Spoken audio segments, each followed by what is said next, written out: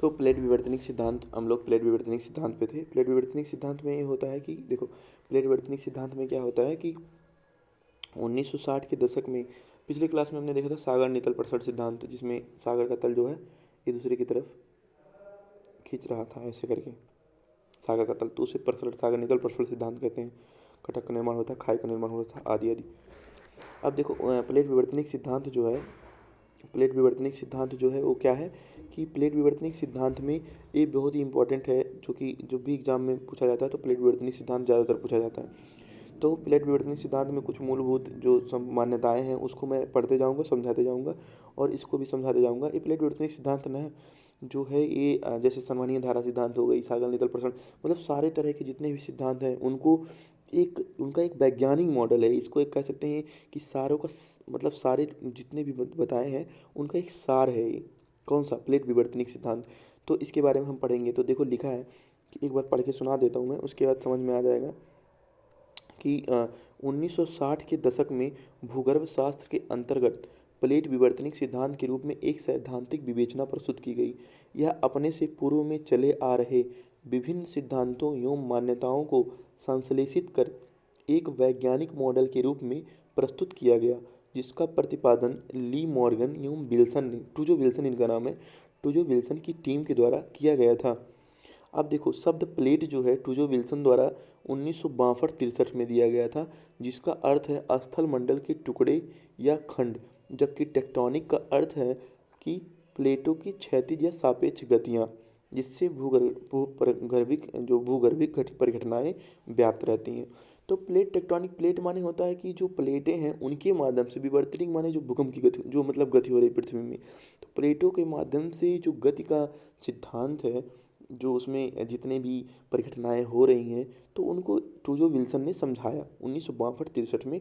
इन्होंने अपने शब्द ये सब दिए और उसके अर्थ भी प्रकट किए इन्होंने, और 1960 के दशक में सभी भूगर्भ शास्त्र मिलकर एक वैज्ञानिक मॉडल प्रस्तुत किए, जो कि सारे जो पीछे सिद्धांत हमने पढ़ा, महाद्वीपीय विस्थापन सिद्धांत, सागर नितल प्रसरण सिद्धांत, संवहनीय धारा सिद्धांत, संकुचनवादी सिद्धांत, ये सारे सिद्धांतों का एक सार है, मतलब एक संक्षेप है इसमें। मतलब जैसे होता है ना कि कहते हैं कि एक तो होता है कि बहुत सारी चीज़ों को मिला दिया जाता है, बहुत सारी चीज़ अलग अलग होते हैं, और ऐसा कोई चीज़ दे देना जिसमें उन सारे के गुण पाए जाते हैं, तो ऐसा। लेकिन अभी इसमें इसका भी आलोचना होगा, प्लेट विवर्तनिक सिद्धांत का भी आलोचना होगा।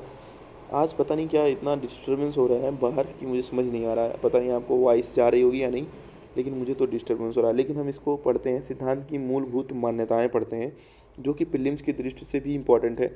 तो देखो ऐसे पूछेगा कि प्लेट विवर्तनिक सिद्धांत कहता है कि स्थल मंडल दुर्बलता मंडल पर उत्पलवित है, मतलब तैर रहा है, तो हाँ ये सही है। ये प्लेट विवर्तनिक सिद्धांत ने ये बात कही है। तो इसको देखो, अब चलो इसकी मान्यताएं हम कुछ देखते हैं क्या क्या हैं, 3 4 5 मान्यताएं जो भी हैं वो देखते हैं।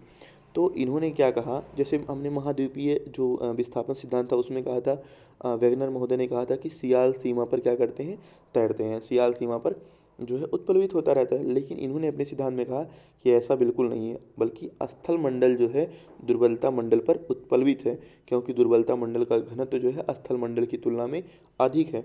तो जिसका घनत्व रहता है वो बेसिकली नीचे रहता है, मतलब भार में जो घनत्व में जिसका ज़्यादा रहता है वो नीचे रहता है, और उसके ऊपर कोई भी जो मंडल जिसका घनत्व कम रहता है वो ऊपर तैरता है। तो इन्होंने ये सिद्धांत दिया। दूसरा है प्लेटों का संचरण पृथ्वी के अंतरतम में पाई जाने वाली संवहनिक धाराओं के प्रभाव से होता है, जिसमें ज्वालामुखी, हॉटस्पॉट आदि पूरक शक्तियों का कार्य करते हैं। जो प्लेटों का संचरण होता है उसमें संवहनिक धाराओं की वजह से ही होता है। प्लेटों का संचरण किसकी वजह से होता है? संवहनिक धाराओं की वजह से होता है, ऐसा प्लेट विवर्तनिक सिद्धांत कहते हैं। तो इसको रटने की बात नहीं है। देखो पहला क्या कहा कि स्थल मंडल दुर्बलता मंडल पर तैरता है। दूसरा कहा कि जो भी मतलब प्लेटों का संचरण हो रहा है वो किसकी वजह से हो रहा है? संवहनिक धाराओं की वजह से हो रहा है, और जिसमें ज्वालामुखी हॉटस्पॉट भी काम निभाते हैं भूमिका, क्योंकि उसमें गर्म गर्म जो लावा मैग्मा रहते हैं वो आते हैं, तो आते हैं ऊपर, तो प्लेटों का संचरण होता है ऊपर करते हैं। तो दो हो गया पॉइंट, एक तो प्लेटों का संचरण संवहनिक धारा से हो रहा है, और पहले दूसरा स्थल मंडल दुर्बलता मंडल पर तैर रहा है। तीसरा कहता है कि महाद्वीपीय क्रस्ट जिस दर से निर्मित होते हैं उसी दर से विनिष्ट होते हैं, और ऐसा सागर नितल प्रसरण सिद्धांत में भी ऐसा कहा गया है। तो ये भी चीज़ उसका देखो मिला दिया इसमें। चौथा कहा गया कि महासागरीय क्रस्ट के विनाश पर ही महाद्वीपीय क्रस्ट का निर्माण होता है। तो मतलब कहा है कि महासागरीय, जैसे मान लिया ये है महाद्वीप और ये है महासागर, ठीक है। तो यहाँ से देखो ऊपर से मान लिया एक क्रस्ट टूट रहा है, तो यहाँ टूटने के बाद क्या आएगा, ऊपर इसी का जो है निक्षेपण हो जाएगा अवसादों का, तो नए क्रस्ट बन गए कि नहीं। तो इसको मतलब ऐसे समझ लो कि महासागरीय क्रस्ट के विनाश पर महाद्वीपीय क्रस्ट का निर्माण होता है। पांचवा है महाद्वीपीय क्रस्ट, चूंकि पृथ्वी के सर्वाधिक हल्के पदार्थों से निर्मित है, इसीलिए इसका विनाश नहीं होता है। महाद्वीपीय क्रस्टों का विनाश नहीं होता है, इसलिए दो महाद्वीप भूखंड मिलकर एक बड़े भूखंड का निर्माण करते हैं, जैसे यूरोपियाई एवं एशियाई प्लेट मिलकर यूरेशियाई प्लेट का निर्माण करते हैं। अब देखो, तो प्लेट विवर्तनिक सिद्धांत माने प्लेट कहा है ना, तो प्लेट के बाहरी भाग में ही सारी घटनाएं होती हैं प्लेट विवर्तनिक सिद्धांत के अनुसार। तो अब अगर अगर जो मान लिया प्लेट विवर्तनिक सिद्धांत में चार चीज़ आगे लिखने के लिए, चार पॉइंट लिखो इसकी संकल्पनाओं के विषय में, तो आप लोग तो सब लोग लिख जाएंगे 1960 में किसने, टूजो विल्सन ने और ली मॉर्गन ने सिद्धांत प्रतिपादित किया। प्लेट का अर्थ है ए एंड स्थलमंडल के टुकड़े, और विवर्तनिक का अर्थ है क्षैतिज घटना। बट आपको अगर चार पॉइंट लिखना है इसमें, जिसमें आपके मार्क्स हैं, तो सबसे पहले स्थलमंडल दुर्बलता मंडल पर तैरता है। दूसरा जो है प्लेटों का जो संचरण हो रहा है संवहनिक धाराओं की वजह से हो रहा है। तीसरा आप लिखेंगे जितनी दर से महासागरीय क्रस्ट जो है टूट रहे हैं, उतनी दर से जो है वो क्या कहते हैं, महासागरीय क्रस्ट जो है जिस दर पर निर्मित होते हैं उसी दर पर वो विनिष्ट भी हो रहे हैं। तो इससे होता है कि पृथ्वी का कुल क्षेत्रफल नियत रहता है। तीन पॉइंट आपके हो गए। और चौथा पॉइंट में आप डाल सकते हैं कि महासागरीय क्रस्ट के विनाश पर ही जो होता है महाद्वीपीय क्रस्ट का निर्माण होता है, या महाद्वीपीय क्रस्ट के निर्माण पर ही महासागरीय क्रस्ट का निर्माण होता है। दोनों एक दूसरे के पूरक हैं। और पांचवा पॉइंट लिख सकते हैं कि जो महाद्वीपीय क्रस्ट है पृथ्वी से हल्के हैं, हल्के पदार्थों से निर्मित होने की वजह से क्या होता है, इनका इनका विनाश नहीं होता है। ये पांचवा पॉइंट। और छठवां पॉइंट है भूगर्भिक घटनाएं जो होती हैं वो प्लेटों के किनारे या सीमाओं पर होती हैं। जैसे मान लिया प्लेट है तो भूगर्भिक घटनाएं इसी के प्लेटों के किनारे पर ही होंगी। तो ये हो गया।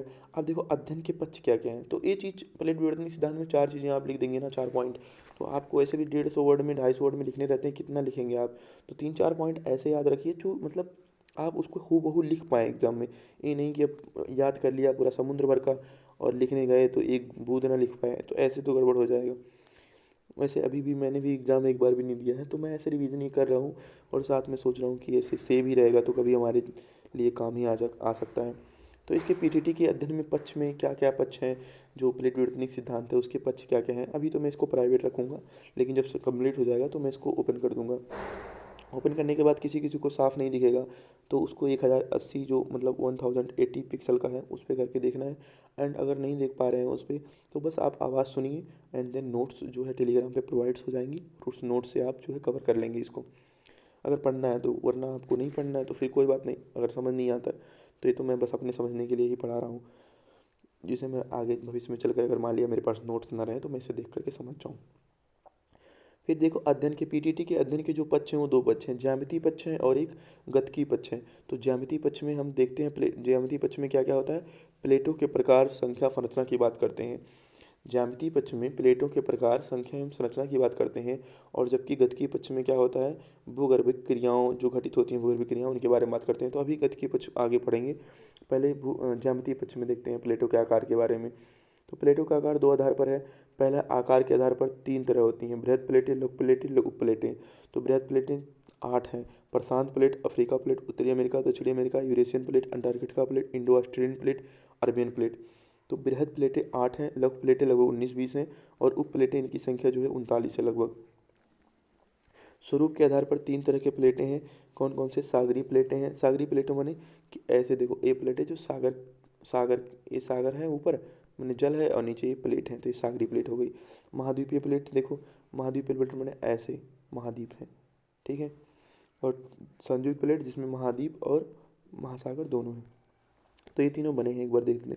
सागरीय प्लेट बेसाल्ट से निर्मित होती हैं जिनका संपूर्ण भाग जल में ढका रहता है, जैसे कोकोस, नाजुका, जियानडुफिगा।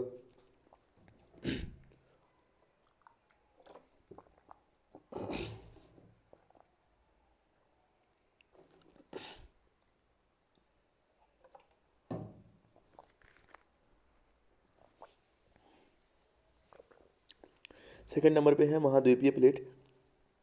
पानी पीने से तो एनर्जी आ गई एकदम, आवाज़ दूसरी तरह हो गई। महाद्वीपीय प्लेट में है, यह ग्रेनाइट एवं एंडेसाइट से निर्मित होती है, परंतु दुनिया में ऐसी कोई प्लेट नहीं है जो पूर्णतः महाद्वीपीय है। संयुक्त प्लेटें ऐसे प्लेट जिनका कम से कम एक भाग सागर तथा एक भाग महाद्वीप से युक्त हो, उसे दुनिया का अधिकांश बृहद प्लेट जो है संयुक्त प्लेट का उदाहरण है। देखो ये संयुक्त प्लेट है।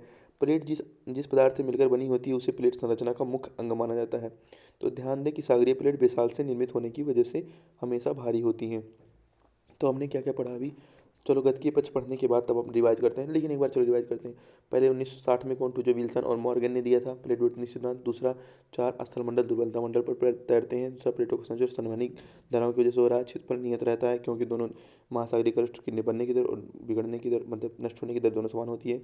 चौथा, प्लेटों पर सीमाओं पर होता है। पाँचवा, महाद्वीपों का कभी विनाश नहीं होता। तो 4-5 पॉइंट बहुत है। और इसमें ज्यामितीय पक्ष में हमने पढ़ा कि 3 तरह की प्लेटें होती। प्लेटों की संरचना देखते हैं, प्रकार देखते हैं, जिसमें पहला आकार के आधार पर देखें तो 3 तरह की बृहद प्लेटें, लघु प्लेटें, उप प्लेटें। और दूसरा देखे थे स्वरूप के आधार पर, इसमें सागरीय प्लेटें, महाद्वीपीय प्लेटें, संयुक्त प्लेटें। अब हम गतिकीय पक्ष देखेंगे।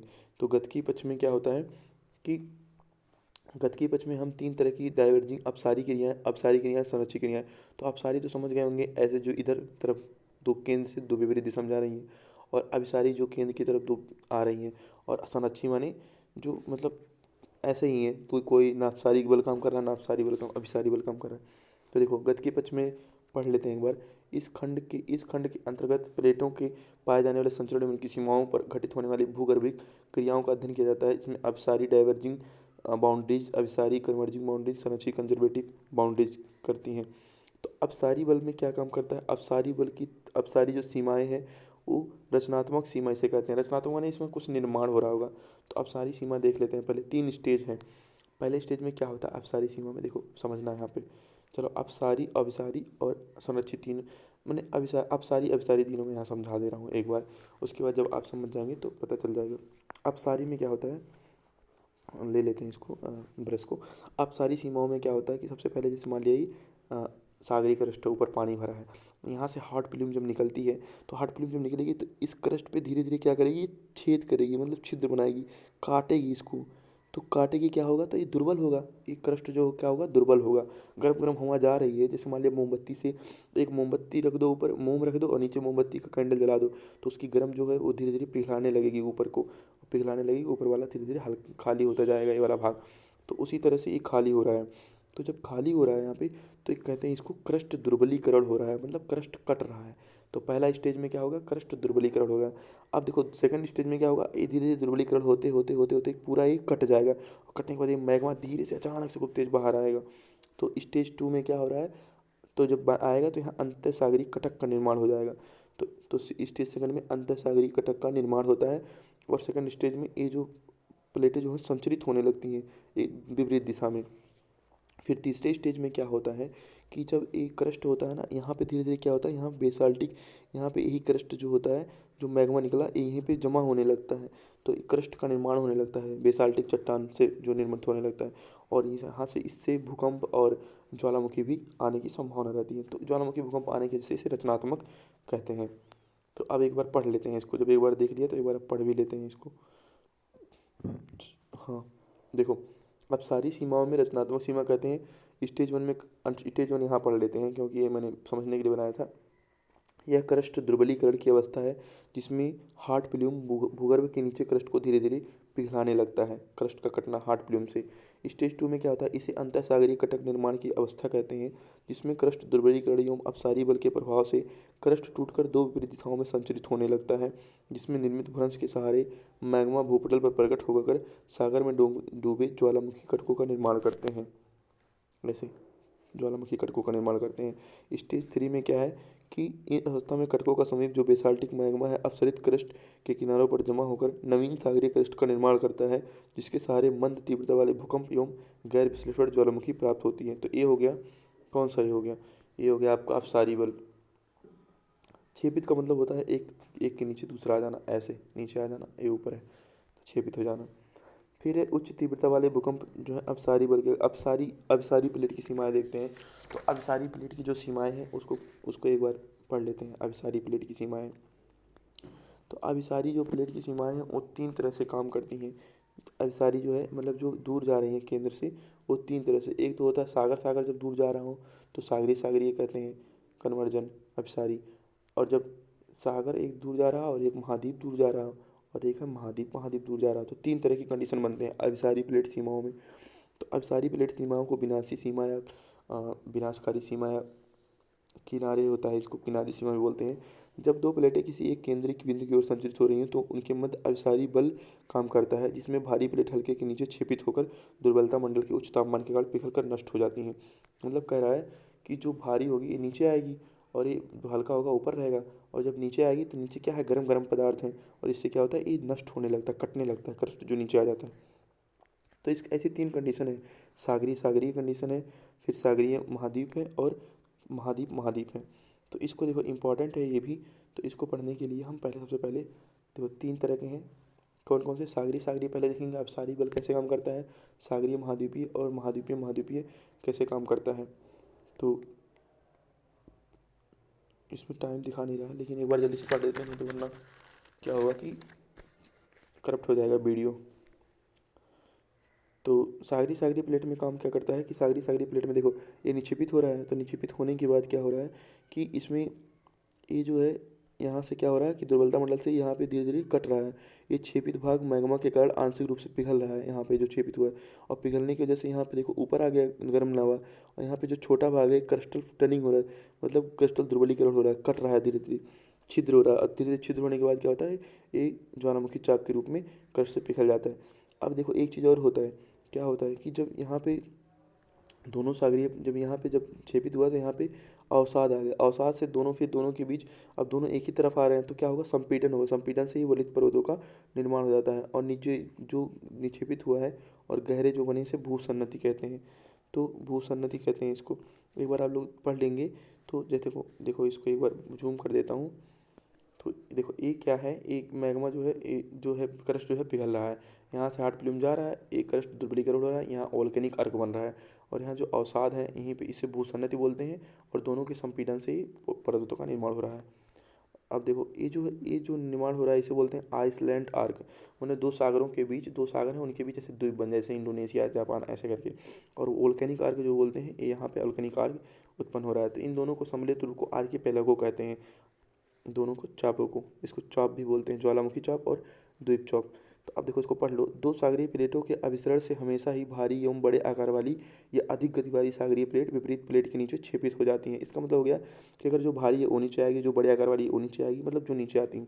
इन छेपित किनारों पर सागरीय भूसन्नति का निर्माण होता है, साथ ही क्षैतिज सागरीय क्रस्ट का भाग दुर्बलता मंडल के मैग्मा के प्रभाव से आंशिक रूप से पिघलने लगता है, जिसे पार्शियल मेल्टिंग कहते हैं। देखो पिघल रहा है। फिर है वह मैग्मा विपरीत प्लेट को की ओर संचित करती हैं, और ये मैग्मा ऊपर जाने के बाद यहाँ क्रस्ट दुर्बलीकरण करता है।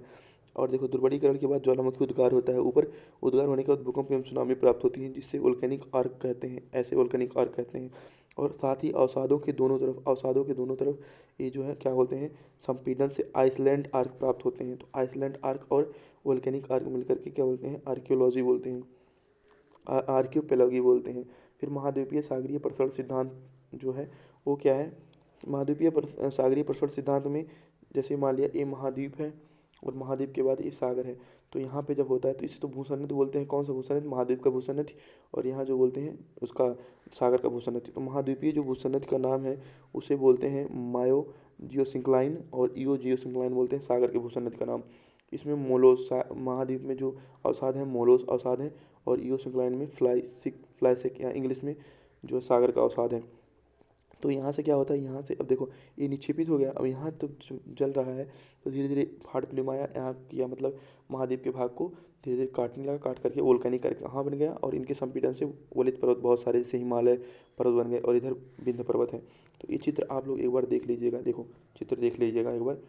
फिर उसके बाद है फिर देखो उसके बाद इसको पढ़ देते हैं।